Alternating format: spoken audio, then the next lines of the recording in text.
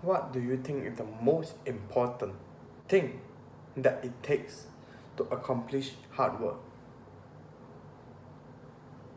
Take 5 seconds and think what is your answer. If your answer is motivation or maybe willpower, I have to tell you your answer is wrong. Now, why do I say this? Don't we require lots of motivation to do something? Don't we require willpower to accomplish something? Well, you may not be wrong. You may not be wrong. But the thing is, people who are able to do good habits and accomplish huge amount of achievements are those who they do not rely on their motivation and their willpower to accomplish something. Normally, as all people do, they probably get a level of motivation, a rush of motivation, a rush of willpower when they first start out to do something. This is definitely normal and natural for all of us.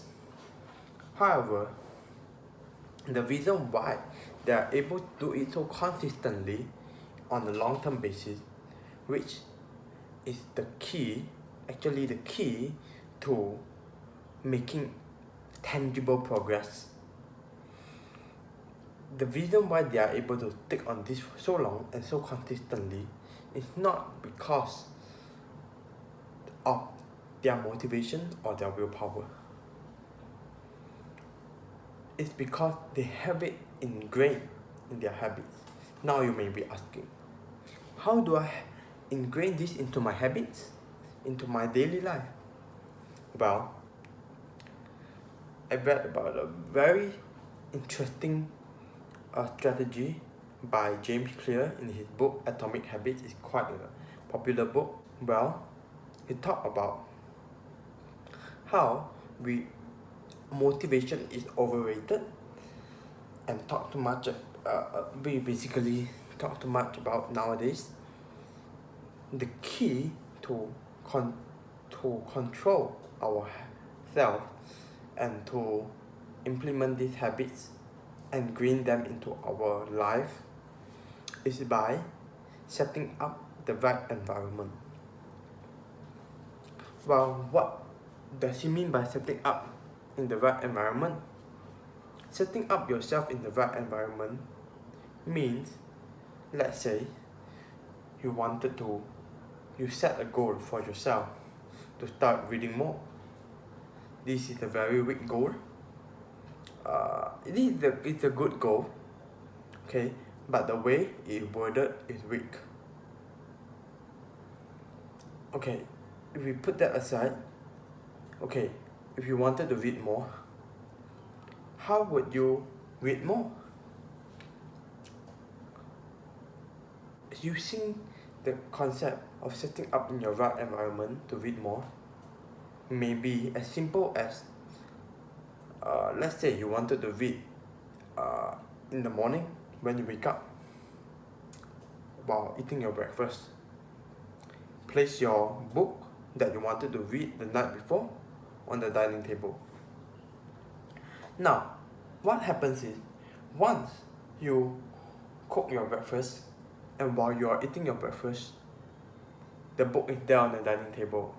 You're in the right environment and you will naturally read the book.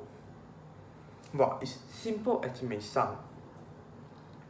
There are definitely other levels which you can further ensure that you make this habit. It is the most basic fundamental of building good habit. Another example would be, let's say, if we wanted to reverse engineer the process and you wanted to break a bad habit. Let's say you have a bad habit of looking at your phone and scrolling through social media the moment you wake up.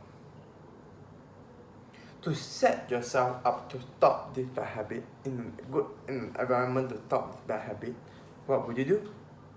You would definitely put your phone out of the room. So what happens is, when you wake up, you won't have your phone there, and you naturally will not scroll your phone in bed when you wake up. This tactic, once implemented into your life, can make astounding results, and it's really just as simple as that. If we ourselves will rely on motivation and willpower to not do something or to do something, what happens is, yes, we may be able to read in the morning for 1 day, 2 days, 3 days. What happens is, we eventually slip into our bad habits, into our old bad habits. The same can be said for bad habits that you want to break, where you may be able to resist taking your phone in the morning for 1, 2, or 3 days, but what happens afterward is you eventually lose the amount of motivation and willpower, and you eventually slip back to your bad old habits. I'm sure many of you have experienced this in your life before, because honestly, I was a firm believer of motivation and willpower back then. It was only when I realized that setting up yourself in the right environment to win is the key to making a new habit and breaking old ones. While this video is not meant to say that motivation and willpower are bad things. There are good tools which you can leverage in order to, as a form of drive, to achieve more, to do more.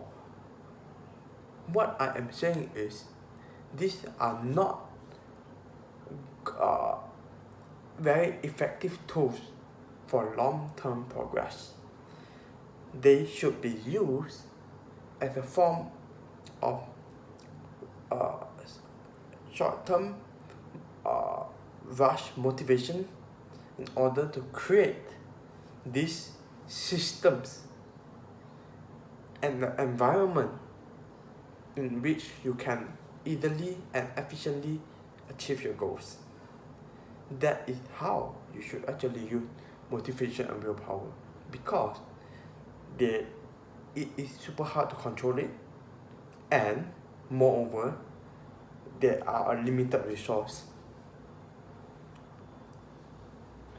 By making sure we can do our good habit easily and break our bad habits easily, we do not have to rely on this unreliable and limited resource, and our brains automatically direct us to do the habit that we desire in a form that is easy for us, because our brain function in a way that we want to make sure everything is easier. That's it for today's video. I hope you like it. If you like it, click the like button, smash the subscribe button, and click on the notification bell to keep updated on the next one when we upload. See you.